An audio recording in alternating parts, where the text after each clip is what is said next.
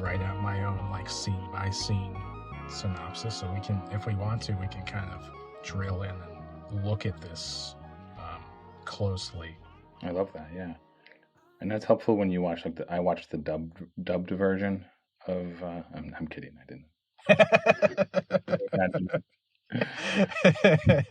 My gears started turning. What? Yeah, Criterion Channel had a dubbed version. Everything is in English. That would be amazing. Because they didn't for basically his entire life, his entire career, they didn't send his films to international festivals or anything. They thought they were too Japanese, that like international audiences wouldn't get it. So it'd be great if, the modern pivot is they're dubbed, it's like the Miyazakis now, like they get big name English voice actors to do them. Yeah. Yeah. If only they had thought that at the time. Yeah. So, yeah, here we are. We're talking about Autumn Afternoon. Yeah. For this podcast. 1962, Yasujirō Ozu. It's our second dip into this year for Some Like It Unauthorized. We are not accredited. We do not have degrees in film. We're unauthorized. I'm Jay Brooks Young. And I'm Zachary Domes. Yeah, this is Ozu's final film. It's one of a couple that he has on the current Sight and Sound list. Of course, Tokyo Story is number one of his films with a bullet, because that's been way up there for quite a while now. But yeah, since we jumped in 1962, where we're taking a look at An Autumn Afternoon, one of his few color films. He made just a couple of those in his last years, and of course, yeah, this was his last film because he died of throat cancer the next year. And yeah, I mean, that's you can't talk about like best film with him. I feel it's really difficult just because he stuck to such a such a style, such a simple style with so many of his films, and like it kind of comes down to personal taste. Yeah.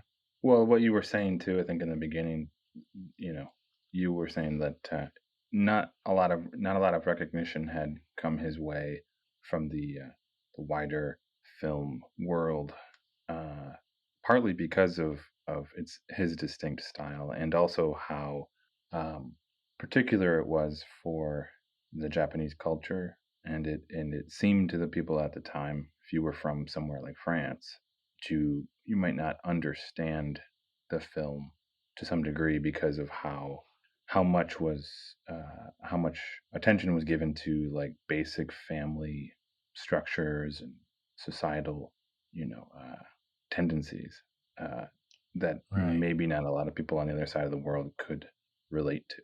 And was it Tokyo Story where he does finally get some recognition, and that's partly why that film in particular is remembered and admired. Yeah.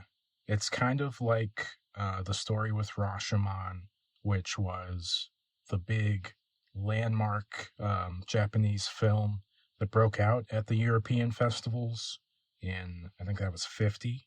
And yeah, Tokyo Story, I believe, was his first film ever shown at a European festival. It was quite a few years after it came out in Japan.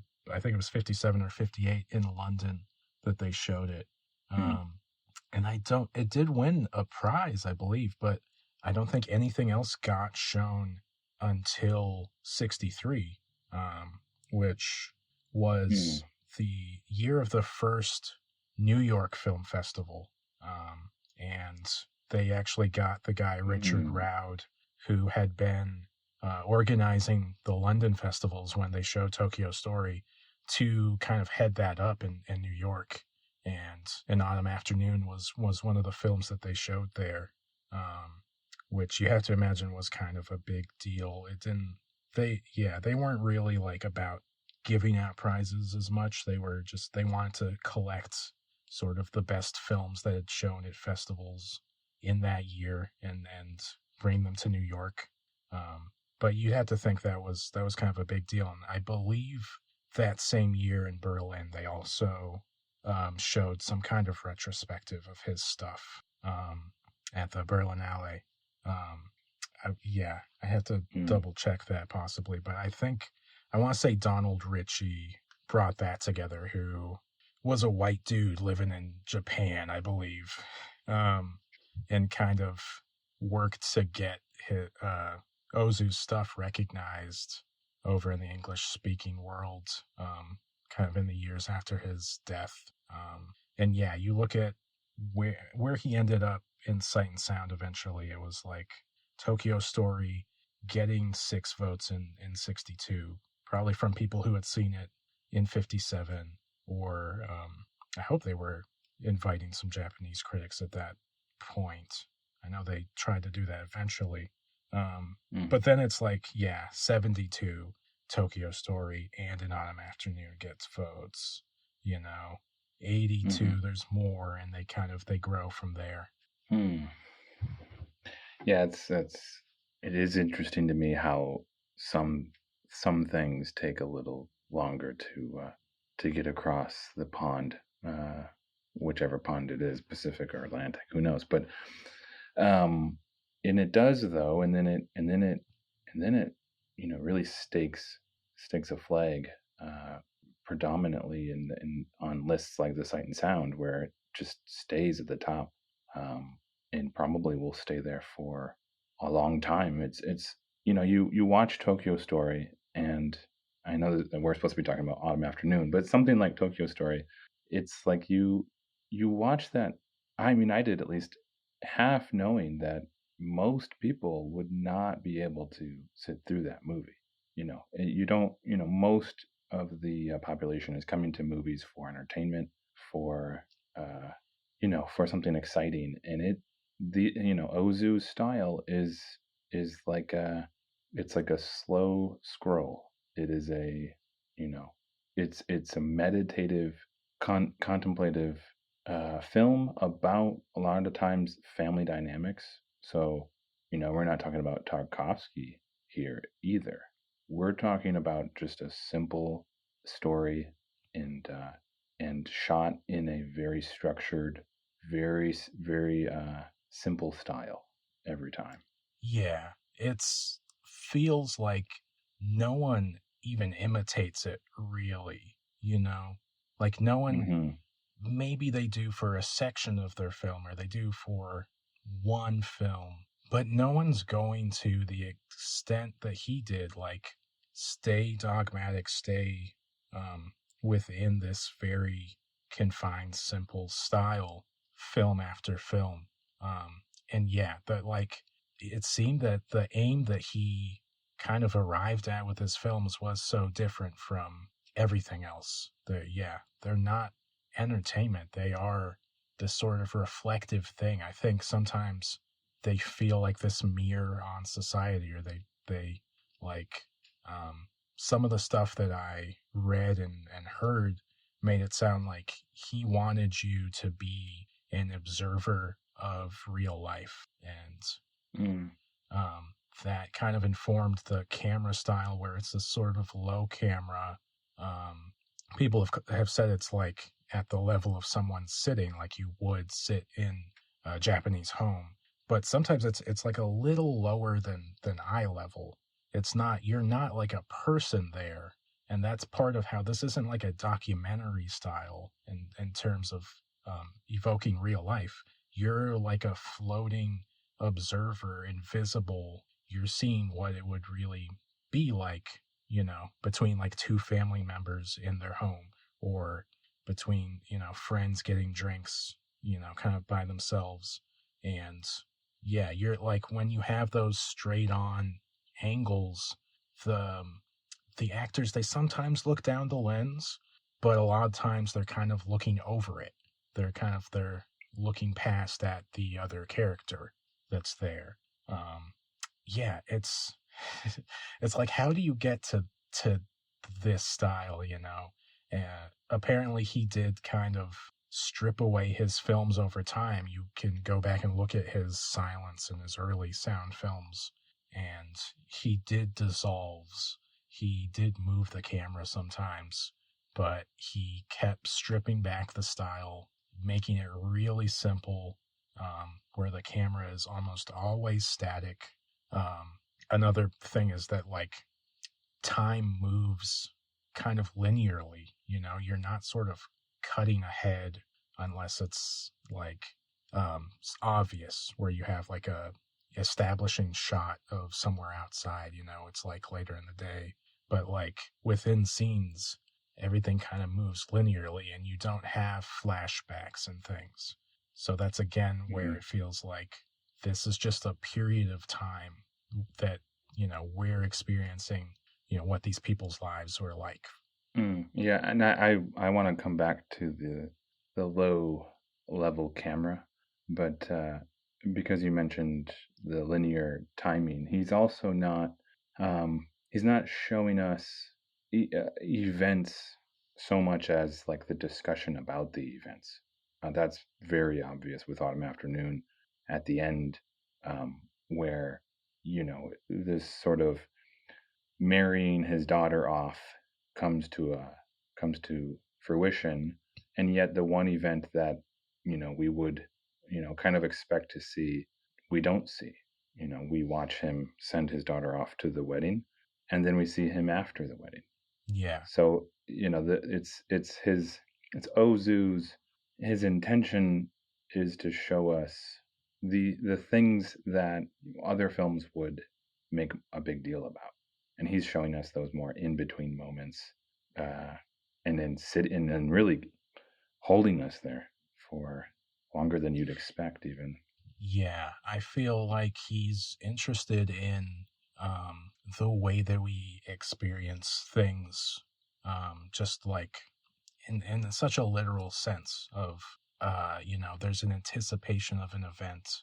You know, we do see them kind of like getting ready, you know, preparing to leave for that wedding, you know, in the morning, before it kind of like uh, cuts past that. Um, and then it is, Hmm. you know, it's people talking about it afterwards, and it's like, yeah, there's like, I don't know, other movies will slow things down, and they'll like make events bigger than they are in real life, when in reality we spend the majority of our time kind of anticipating or thinking back on something, and living in those in between spaces, where those things are just an idea or they're just a memory. And like, what, you know, what he's interested in, what is life if it's made up so much of us thinking about other times than the present, right? And that's like a thing I thought about so much watching this film, was how it's about talking about the past, especially for the main character Hirayama. He's thinking so much about his old time at school, this old teacher he had, all these sort of nostalgic things. Um, and then there are other characters that are more worried about the future. His eldest son, who's married, is worried about, you know, how are we going to buy this thing and this thing, and you know, when am I going to make more money? When are we going to kind of get the life that we want? Because we're in this like cramped apartment now. You know, they're thinking about the future. The father's thinking about the past, and here we are. You know, the audience, the film like is in the present, but that's not where the characters are. You know, mentally. Mm. Yeah, and there's always a loneliness to an Ozu Oh film. yeah, You have all these social dynamics like you described, and yet because of the space that he creates, both with the scenes he's showing us and the conversations he's showing us, and just the sort of the cross between tradition and modernity. You have this kind of, yeah, really this way of being able to get close to these characters' loneliness that they're experiencing. I mean, each one uh, almost just seems like they are all doing what they feel like they need to do, and not, you never feel like any of the characters are doing what they want to do. It's such an Yeah. odd and sad, really, experience that they each seem to go through. Um, Especially, I think it's would be important to mention, especially the daughter. I mean, he's really not shying away from what a woman's experience was like, and the challenge of what a woman's experience would have been like at that time. He's really showing us that Simone de Beauvoir, the second sex, Mm, the daughter's role in this film is always bound to be a helper. And I mean, in some sense, what you see happen is like she's either caretaking for her dad, and then to be happy is to go caretake for a husband. Um, yeah. these are societal roles that they've been clamping those down. They've been clamping these characters down, and and then there's this kind of facade of choice. The father's like, well, I have to marry you off, and I guess you've liked this one guy, so I'm gonna marry you off to this guy that you say you like. It's like saying Yeah. like, well, it seems like you're trapped here, but you'd rather be trapped over there. Problematic I any know. way you look at Yeah, it. it deals with this like changing of traditions and norms from the the old style to the new, and all of his post-war films are about like this Americanization, this sort of modernization happening in Japan, and the interplay of that with how things used to be. He says, you can say no. He basically tells her, it'll be up to you. Don't be upset. You can tell me if Yeah, you yeah, don't yeah. like him.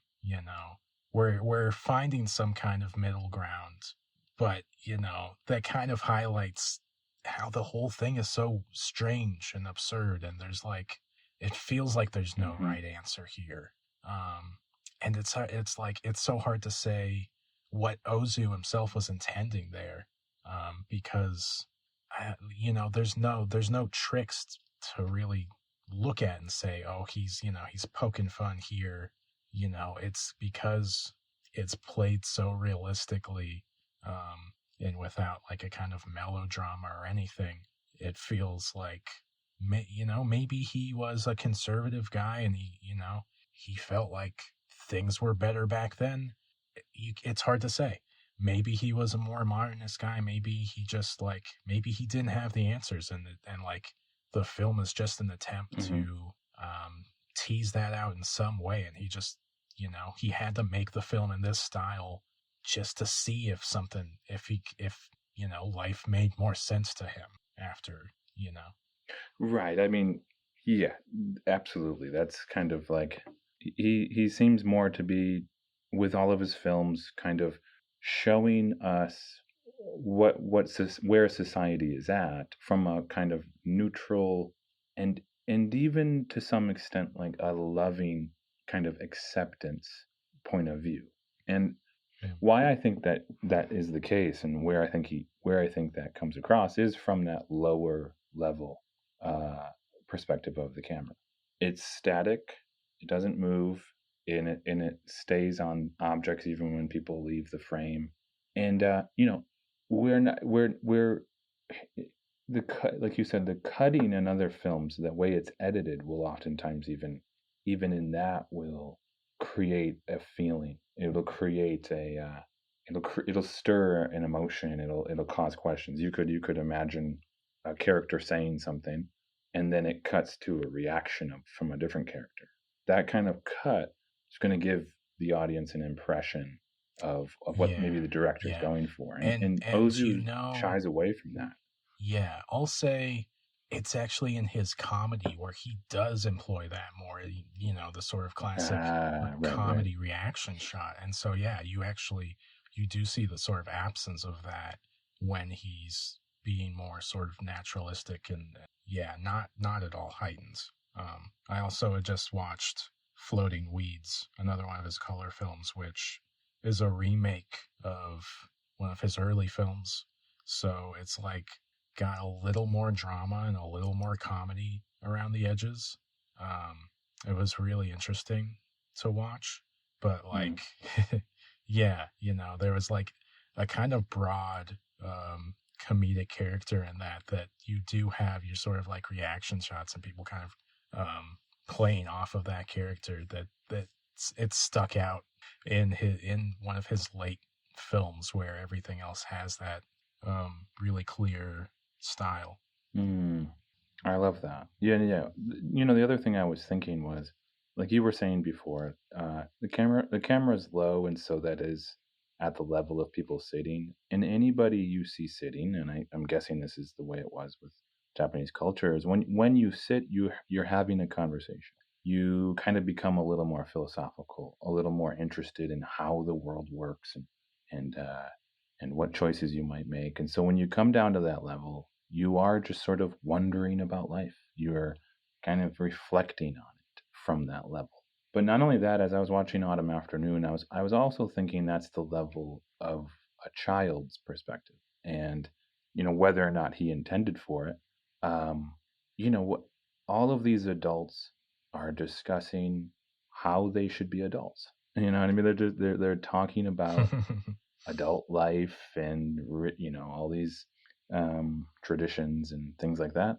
And I was thinking, what was that like when we were kids, and we have these early memories of of the first times we learned about adult life and what adults do. There was a everyone has a few years where we learned about what it was like to be an adult. And from that early perspective, there was still one foot in innocence as we stepped towards, you know, this sort of the traditional values. Like, oh well, this is how you're supposed to live at this age now.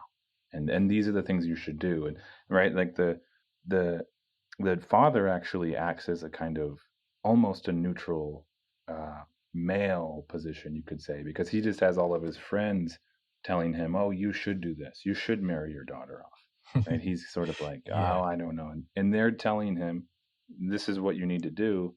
All the while, we're watching from this either philosophical perspective or even an innocent or more pure perspective. I like to think of it as maybe both. Right? We're just witnessing, in that camera angle so key. It's we're witnessing from down below. What's going on up there? What's going on in the adult world. Yeah, that really makes a lot of sense. Like his characters are always kind of figuring it out. They sort of don't know how to live, and a lot of his films are about them, making a decision, maybe not learning how to live, but like deciding just what they're gonna do, whether Hmm. they fully believe it fully makes sense or whatever. But you know, in that way, his characters are kind of childlike as much as everyone is, kind of their child self in an Yeah. adult body trying to figure it out. And because we're focused in on what the main characters, um, you know, deal is, what their sort of conflict, as much as you could call it that in an Ozu film, like what their conflict is. You have other characters giving them advice or opinions, and they are sort of the Hmm. child as much as we are observing. There's kind of a dual role or a mirror twin role where we're figuring out what how you're supposed to be an adult. And that I think that's why his films are so universal and so relatable because of that sort of thing. and why they thought they wouldn't play for international audience, when he was alive. I still want to talk through Mm. that too, because I'm like, was that their thinking, or was it more that Kurosawa was the first guy to you know break through, and he had a reputation in Japan of being a kind of westernized director, and Hmm. him and Mitsugushi kind of follows behind him, getting popular at film festivals. And was it like the period pieces and the Mm. genre stuff that they thought played for those audiences just because that's what happened to break through first? That's kind of, I feel like that had to be part of the decision. But I mean that, yeah, this Yeah, is yeah, it's so readable. It's so relatable. yeah. I don't know the exact reasoning, but I mean, one thing to be mentioned, I suppose, at this point is that what year are we in? 1961, 62? 62, yeah. Uh, These were showing yeah, in 63 at the New York Film Festival, and possibly in Berlin if that was the yeah. case. All right. Well, yeah, I guess Berlin is an interesting city um, in this context. Um, it's a very interesting city in this context, actually, geopolitically. And I am just thinking of we're only 20 years after, less than 20 years after the end of World War II, and the Japanese, of course, they were on the side of the Germans, and so their turnaround time was uh, amazing. But I don't know what the kind of um, aftertaste was in most people's minds about the Japanese and the relations there. Obviously, we would Yeah, hope that the art world is outside of all of that and is connected, but it isn't always that way. Um, so yeah. I'm thinking of when you had said something that the Kahe's brother said. What was it about? It was the Indian director. Uh, Oh, about Satsujit yeah, was it? yeah, yeah. And I think it was Oh, something there, where are it you said thinking they, about the reaction when they first saw yeah, Pather like who, Panchali? yeah. Yeah, They were like, I think it was who Godard that said, "I don't want to watch like peasants eating rice," or something like that. Yeah. yeah, they were the French. Still, there was still a nationalistic tendency even among those who were Uh, creative and artistic. I think and that nationalistic tendency is going to fade, but it's a nationalistic tendency because it wasn't long before that they had either won or lost a war, and they were finding out how to. and yeah, Um, and it's a racist yeah, tendency too. It's yeah, still yeah, seeing for these sure. other cultures as inferior in Yes, some way. And, yeah, that's right. you know, when they kind of come to recognize directors, a lot of times they're probably thinking, oh, this is the one of the good ones, right? That sort of thinking. Um, or like the pinnacle of the race, just horrible stuff like that. Yeah, Um, yeah. we're talking about the 50s and 60s. Yeah, not only the pinnacle of the race, but the pinnacle of the the specific geographical location of that race, right? Like the French are better than the Spanish and things like that. So yeah, uh, somehow we crawl ourselves out of that. But yeah, 1962, I can see that as having a still a major impact. Yeah, I mean, this is where you can't really overstate the role of these film festivals, Venice, Cannes, Yeah, Berlin, right. in terms of bridging like film culture internationally, kind of unifying it and letting that sort of cross pollination happen, and I think it, yeah, film really played this a crucial role in terms of allowing people to sort of understand each other globally, and allowing them to not only like empathize, but like, I don't know, like just like see the whole world differently. Like, you'd think before that documentaries or news reports are going to be made by the people in your country going out to some other country and reporting back and taking all, bringing all of their biases in terms of how they tell that. We watched Come Back Africa, which was that documentary about the labor conditions in South Africa made by a British guy, I believe. And it's really progressive for the time, but it's still kind of condescending, still kind of pandering. You get like this really crucial scene at the end where these black South African men are talking amongst themselves, talking about politics and labor and stuff, where you feel like the filmmaker has stepped back and you're seeing their real thoughts, and it's a stark difference to the rest of the film. And that's just one example where you go like, yeah, when you get people making films in their countries, being able to bring that to Europe for Europeans, Americans to see, it's totally different. And it was after World War II, all these festivals really got going in this way, and kind of changed the world. I don't know.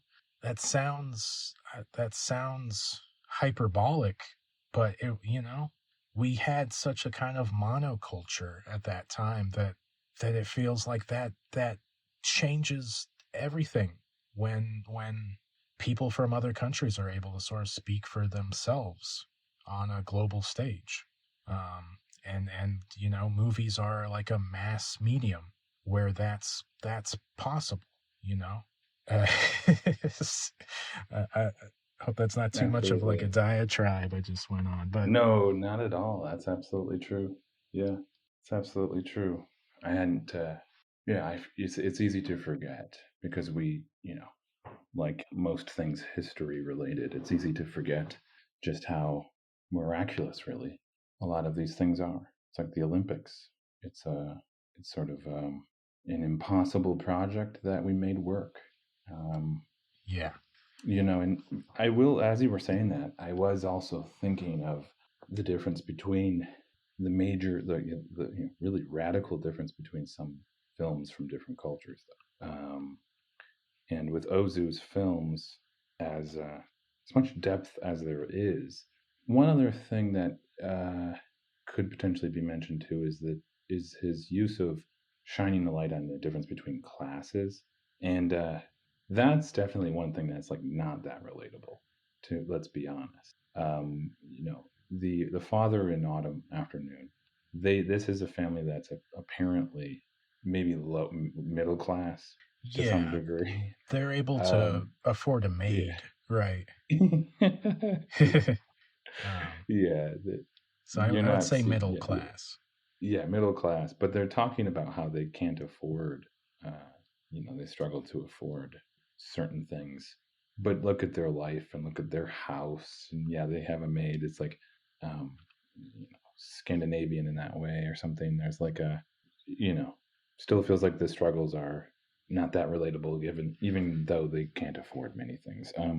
I say that just because Yeah, that again, that is important to include all of the any film made from anywhere. It's interesting to see how life is like in uh, you know mid-century Japan compared to how life is like in mid-century Africa or wherever. Um, yeah. He has a pretty narrow focus on the middle class, which I think he came from. He had the most familiarity with. And yeah, I think like it's admirable when a Kurosawa or someone wants to take you down into the lower classes and think about people kind of on the edge, but like mhm, that has to come with some amount of sensationalism, I think, where he doesn't have that perspective himself, Kurosawa, or that experience. So, like, I mean, Ozu's talking to what he mhm, knows. right. And like in an autumn afternoon specifically, I think he's kind of thinking about how the middle class is changing. how things are shifting from you own this house, you had a maid, you had kind of a extended family, and then now it's his eldest son, these kind of this younger generation that wants to live by themselves, so they go into like an apartment. It appears it's smaller. They have the one income, so they have they're living a little tighter, and they also want to like buy more things, which wasn't. I don't know. It wasn't the same in the older generations. It would seem, and and I'm sure like there were things that you worried about buying, back in the day in Japan. I think about like the Naruse films that we've watched where uh the women are always worried about getting new kimonos and stuff like that. But these newer generations are really worried about material possessions, the fridge, the golf clubs, the handbag, and they're like, you have to feel that there's advertising, and there's this sort of culture of keeping up with the Joneses that's happening. I loved picking up this time on the fact that the he's buying a white guy's golf clubs. It's some guy named McGregor. So they're literally like they're assimilating, that Western culture. He's literally buying the golf clubs from a white guy. So like in that way, it's still he's coming from a middle class family, but like what being middle class looks like is changing now in this sort of modern mid-century period. Right. Yeah, and the also the baseball um, Yeah, interest in the beginning. This well, again, um, post World War II, uh, relationship building with America and other parts of the West, and one of those things, and one result of that is, um, yeah, fascination with just how that place is run, and thinking, okay, let's get in line so we can overcome these things that happened in the past. Yeah, so let's become obsessed with buying things and with American sports and culture. And yeah, meanwhile, the older generation is sort of just like left to go about their own thing, and that happens in his films a lot. yeah. And it's They feel like the young forgot them, you know. yeah, yeah. And there's like a loneliness to that, and it feels bittersweet because maybe it's better this way. There's a sense that Mm, we don't know for sure. But there were a lot of things wrong in the past. And like his interactions with his old army or navy uh, guy that he was serving with when he meets him at that bar. hmm That's so interesting because the things they're saying is like, it's I'm glad that we lost because now the militarists can't bully everyone anymore. Like we don't have hmm that sort of government built around mm, the the military anymore. And right. yeah, maybe it's better this way, because it wasn't always great before. Yeah, that seems Yeah, like that seems like a wisdom that is, uh, you know, only a select few would really be able to comprehend. But does have truth, does have a lot of truth to it. Yeah. and that what the guy says is, if we'd won, we'd be in New York now. You know, Yes. Yeah. Yeah. Yeah. Yeah. he's Yeah. like, Yeah. really? Yeah, I think we'd be in New York now, and they'd have the Japanese haircuts, but instead our kids dance to American records, and we watch That's funny. baseball. That's um, right. but but it's probably good that we lost. That's Yeah, hilarious. I love uh, little interactions and observances like that in this film. Well, little did they know, or did Ozu know, that his films would become as impactful as they are and as inspirational as they are. Like you said in the beginning, there's nothing quite like an Ozu film. However, a lot of things that are like it, not exactly, but so much has been made, um, that has been inspired by Ozu. You know, thinking of Edward Yang or Hamaguchi, Yeah. uh, Hong Jarmusch, Sang-soo. even. Yeah, Of course, Wim Wenders. yeah. Oh, why am I forgetting his name now? Our transcendental film guy, uh, Oh, Schrader, M- Paul M- Schrader. Schrader. Yeah, Yeah. Schrader. Who, yeah, was Yeah. probably one of the first American guys to highlight Ozu's stuff as much as he did. Um, Mm-hmm.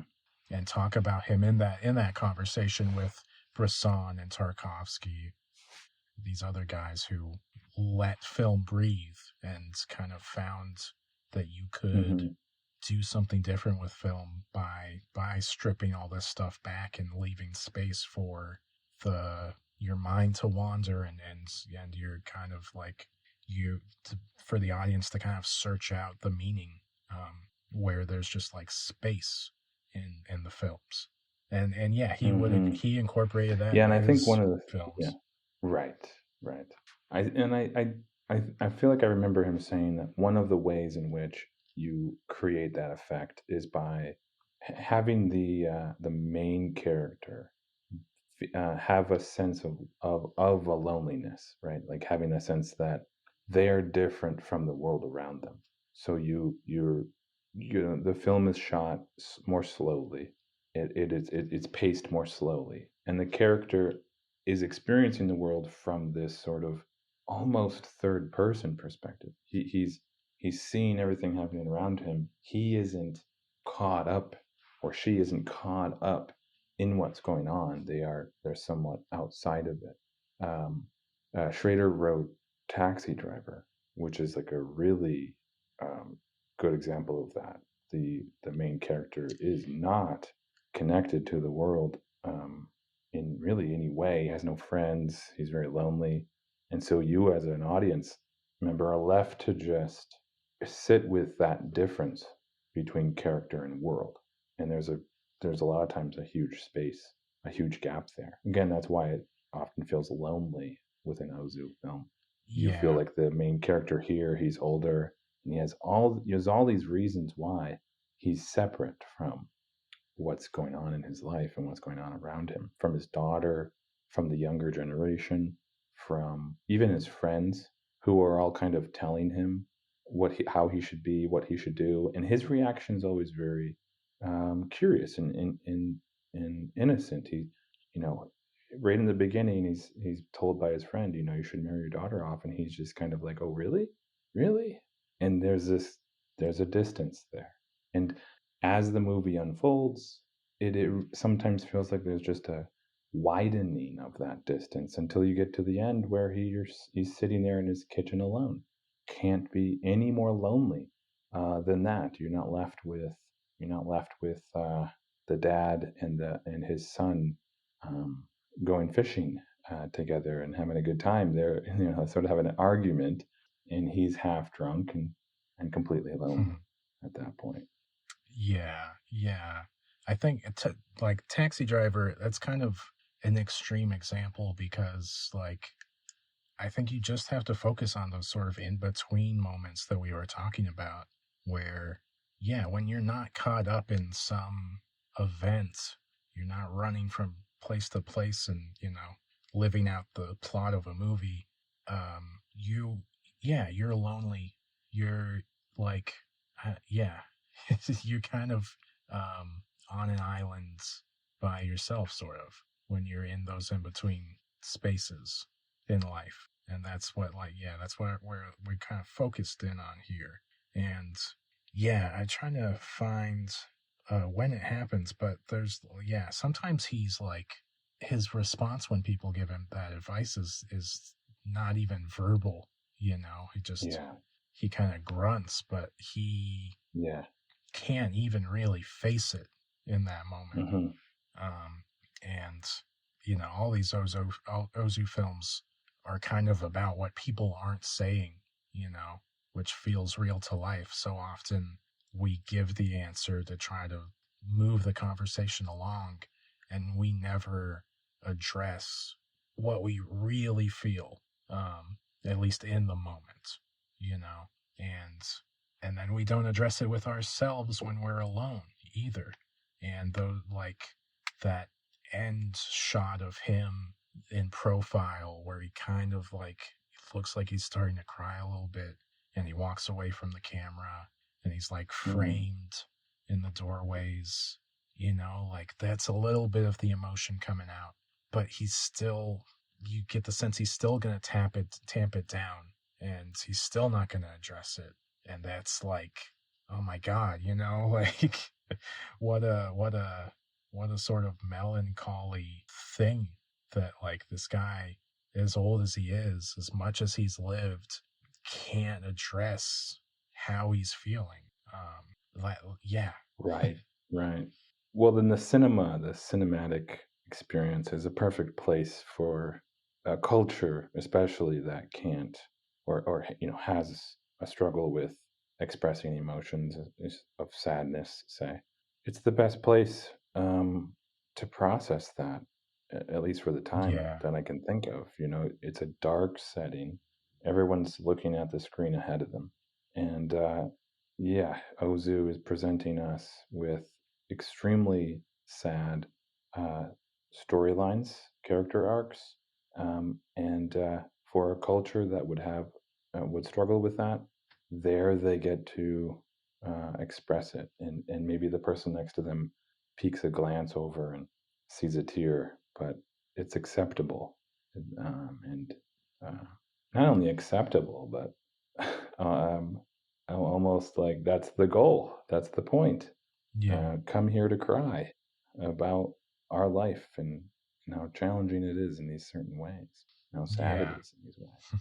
There's like, I can feel some reaction of thinking that, I don't know, that's, ooh, how that's how the sick society that we live in kind of like lets us put, let off a little bit of steam, and then it's gonna grind us down the rest of the time. But that's part of, any life. That's part, that's just part of like living with art, and kind of reaching out and experiencing those emotions, like wherever you are in your life, or what you're going through, like that has a value. It has a value then, it has a value now.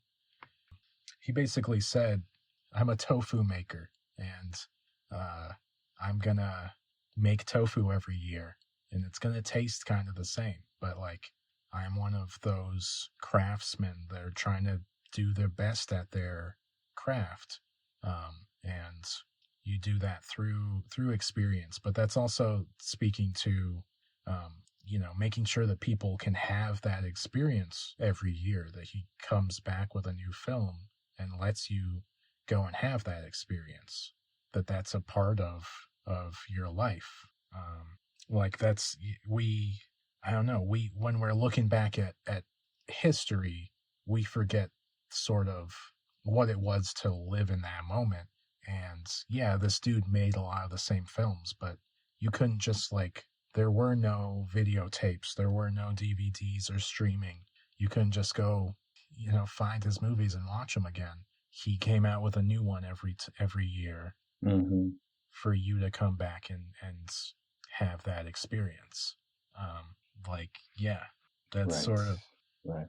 that's as much like a craftsman and getting good at some sort of skill, as much as it is being an artist and having an art life, and um, you know making and working through things day after day, year after year. Whether you're a painter who paints the same tree for days or weeks or years, or you're a filmmaker who, you know makes the same types of films year after year.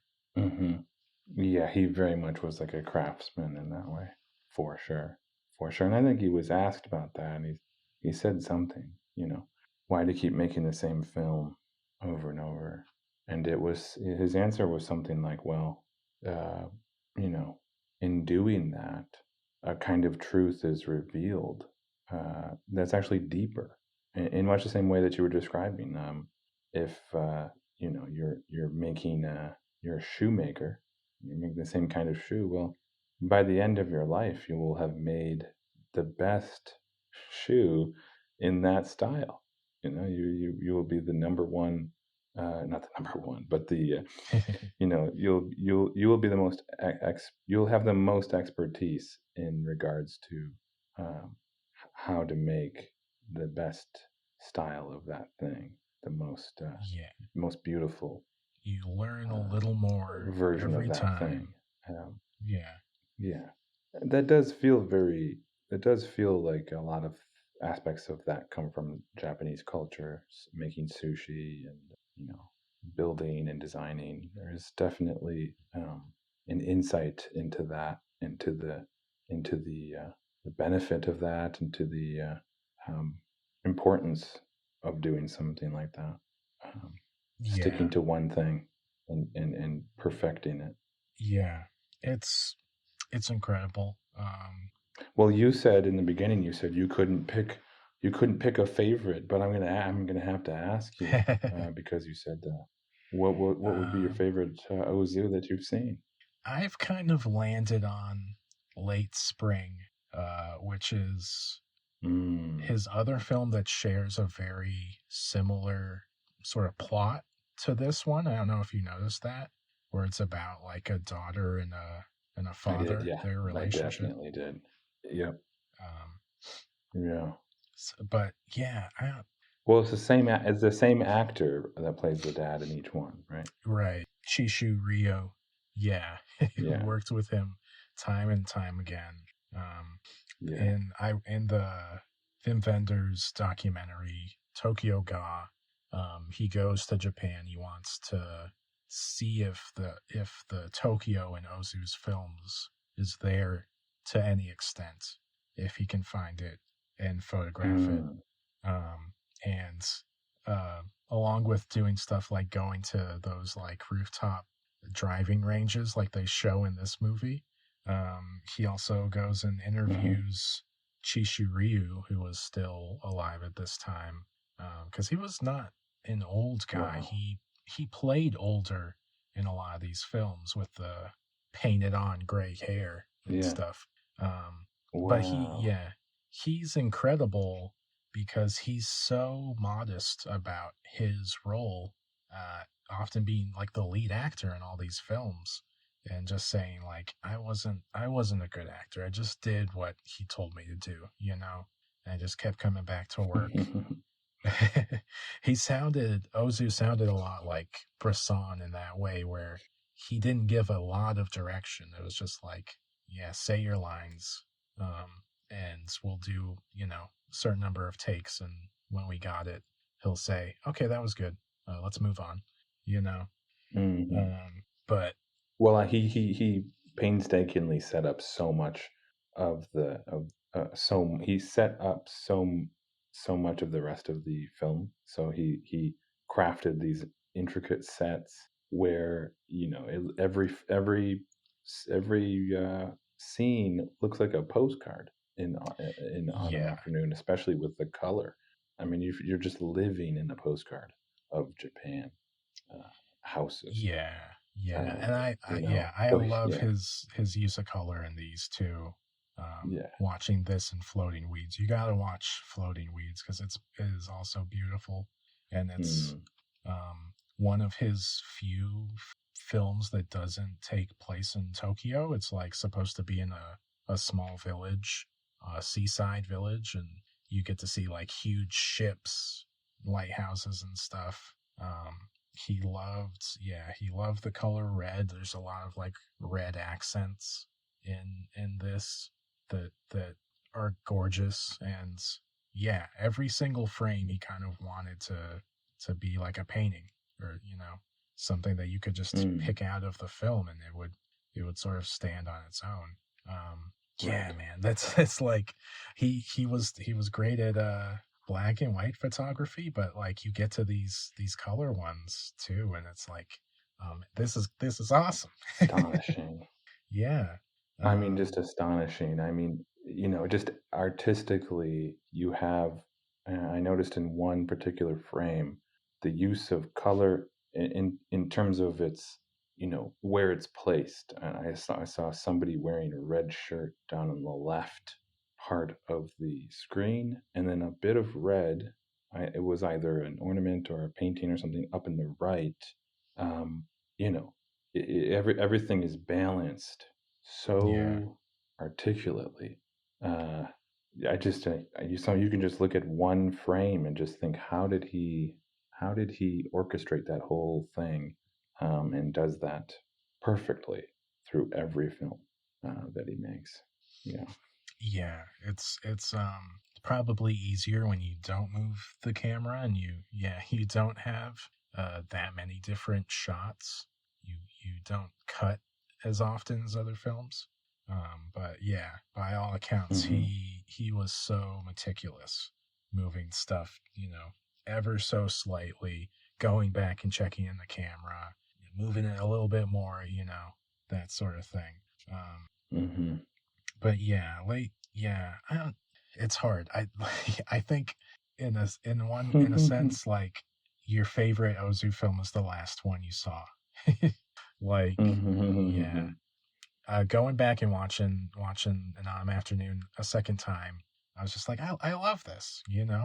There's so much here, and I love being in every single scene and taking it in. Um, Yeah. so yeah, it's like when I go late spring, when I go in autumn afternoon, I you're putting me in a hard spot here. Well, that was my intention. That was my intention. Make you decide, make you have a tough choice. Like one of the Um, characters. where do you come down? Are you a Tokyo Story guy?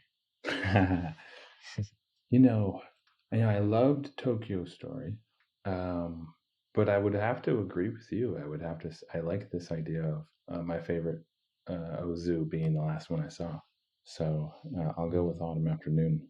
Um, I thought Autumn Afternoon had a kind of there was like a sort of familiarity to it, maybe, or it was even more simple than Tokyo Story. Tokyo Story had what Schrader called those transcendent moments, and I really loved those parts. I wouldn't say Autumn Afternoon hits those hits those marks quite the same, but I really appreciated it for its for how it hit the same notes throughout. Like with Tokyo Story, it is as plain as any film can possibly be for large extents. And then there'll be this rapturous kind of suddenly we're in the sun outside. The sun is and the wind are blowing through the grass. The grandmother is watching her grandchild, and softly to herself she says, you know, um, by the time you're grown and old and experiencing these things we're talking about, I'm not going to be here.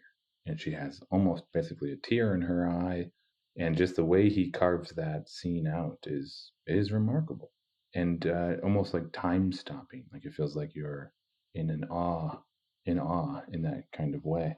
Autumn Afternoon, by contrast, it doesn't roll quite as plainly, I would say, as Tokyo Story does, but and therefore it doesn't also break into these moments of awe either, but it kind of rolls in a very familiar, very plain, and very very grounded way, I would say, and yeah, in that way it's such a delight.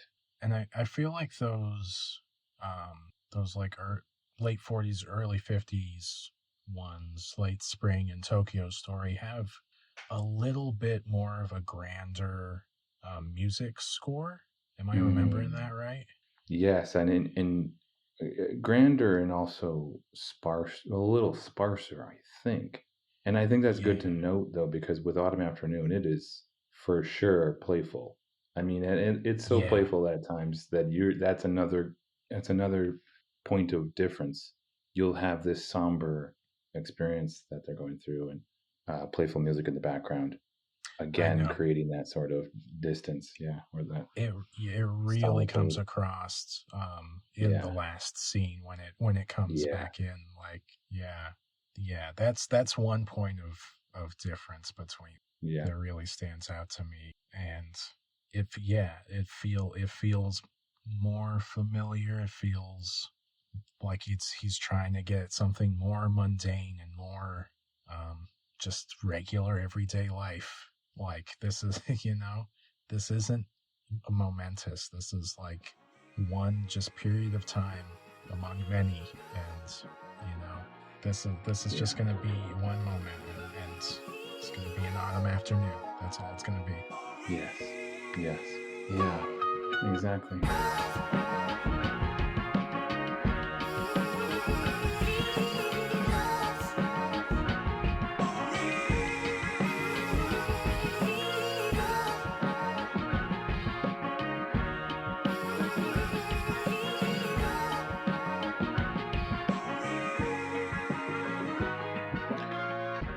Yeah, and so that's Autumn Afternoon. For sure worth watching. You For think? sure. On and After and we I would say just on and waxed on and poetic? often. Yeah, on and Autumn Afternoon too. Like wait till autumn and Sure. see how you feel. It's worth watching. I say that I think it's worth watching, regardless of. Well, it's worth watching and knowing that it's a slower. It's hard to. It's hard to. Oh yeah, yeah. Yeah. This is the thing. I love seeing like letterboxed reviews like this. Like, oh man, why did I put off watching this film or that? Yeah. Like, Yeah. when you actually sit down and watch this stuff, you realize, like, wow, this is pretty incredible. You can watch this today, and it's incredible. Like, Hmm. yeah, that's why we are interested in old films, because this stuff still affects you. Yeah. Yeah.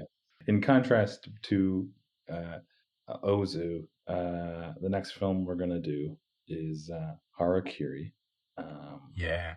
it's also 1962 or 63, um, highly loved film on Letterboxd, right? Maybe Yeah. the top narrative film on Letterboxd, and yet not on Sight and Sound. Only gets 4 votes in the last poll. So we're gonna do that and kind of talk about what's going on with that discrepancy there, that difference. Yeah. Yeah. That's going to be really interesting to talk about. And yeah, it gives us an interesting point of comparison with this film.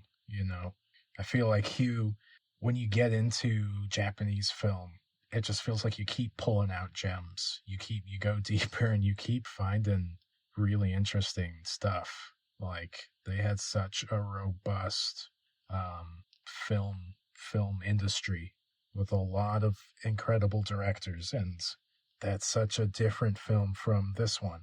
But but I think we'll have a lot to talk about next week when we cover it. Yeah. Yes. So yeah, if you're listening to this, make sure you watch Harakiri if you can before the next episode drops. Yeah, and if you want to see more of our thoughts, our letterboxes are linked in the description. Yeah, Yeah, that's it. that does it. I think that does That it. does it. That does it.